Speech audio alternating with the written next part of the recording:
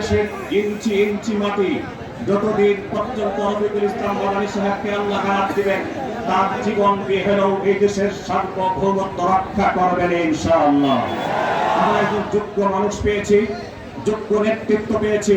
সেই যোগ্য নেতৃত্ব এবং যোগ্য মানুষের সাথে থেকে, সঙ্গে থেকে একটা দিন এই বাংলাদেশে কোরআন এবং হাদিসের রাজ কায়েম করবে ইনশাআল্লাহ।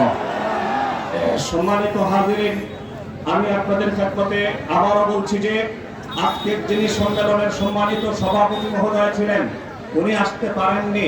জনাব শাহিদ হাওলাদার, আমাদের প্রিয় ব্যক্তিত্ব, ওনার পক্ষ থেকে কাশপিয়া প্রিন্টিং এন্ড প্যাকেজিং এর সম্মানিত জিএম মহোদয় জনাব আব্দুল কুদ্দুস সাহেব শুধু সালাম দিবেন। আমাদের ছাত্রগুলো এখানে আসার আগ পর্যন্ত, ছাত্রগুলো চলে আসছে, পাগড়িগুলো ঠিক করছি, পাগড়িগুলো দেব।